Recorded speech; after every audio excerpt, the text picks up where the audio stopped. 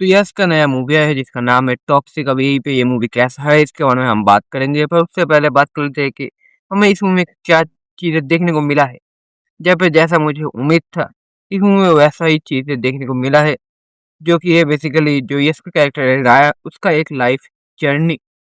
मतलब बंदा किस जगह से इस दुनिया में आया और लगभग किस जगह से इस दुनिया से जाएगा, ये पूरा चीज़ हमको इस मूवी में देखने को मिला है। जहाँ पे बेसिकली हमको राया का जो लाइफ जर्नी है उसकी चीज़ें देखने को मिला है। जहाँ पे फ्लैशबैक के थ्रू उसका बचपन देखने को मिला है। बेसिक स्टोरी उसका वही द 1947 है उसमें, और उसके बाद 1957 के आसपास ही टेक प्लेस करता है। जहाँ पे पहले जो ये 1947 का वक्त है, उधर बेसिकली जो राया और उसका बहन है, वो दोनों एक साथ है। जहाँ पे राया का जो बहन है, वो चाहता है जो राया है वो गोवा पे राज करे इस तरीके से। अब वो चीज़ हमको देखने को मिला है, जहाँ पे ये चीज़ हमको मोनोलॉग के थ्रू देखने को मिला है।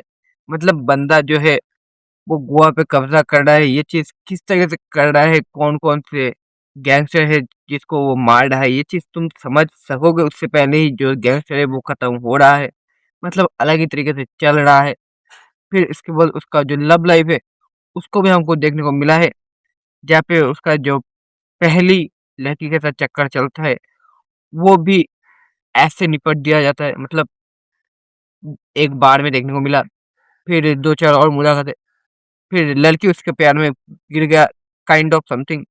अब उसके बाद जो दूसरी लड़की है, उसके साथ इसका स्टोरी को थोड़ा ज़्यादा बिल्डअप करने का कोशिश किया गया है। तुम्हें फ़ील होगा कि अच्छा, इन दोनों का केमिस्ट्री ज़्यादा अच्छा दिख रहा है, क्योंकि ऑब्वियस सी बात है, वो इम्पोर्टेंट है, इसी वजह से शायद से। अब इसके बाद फिर किसी वजह से वो उस टाइम का कहानी खत्म हो जाता है।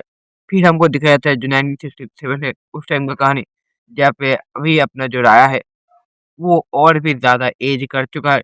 अब वो अपने खुद के पर्सनल प्रॉब्लम के साथ गुज़र रहा होता है कि फिर से एक और लड़की आ जाता है और फिर से वो लड़की इसके प्यार में गिर जाता है, ऐसे।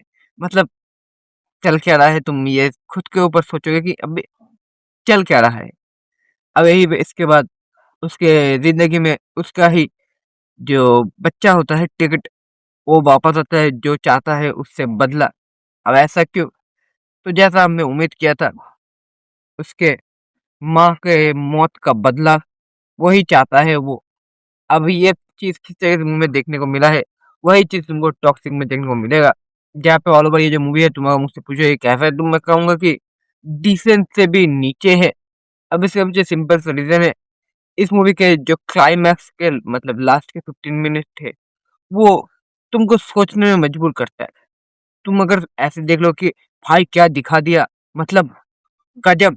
तो तुम पागल, तुम्हें वो चीज़ सोचना पड़ता है, और जब तुम वो चीज़ सोचोगे, तो तुम्हें लगेगा कि 1 सेकंड, तो इनका जो सोच है, इनका जो इंटेंशन था, वो अच्छा था।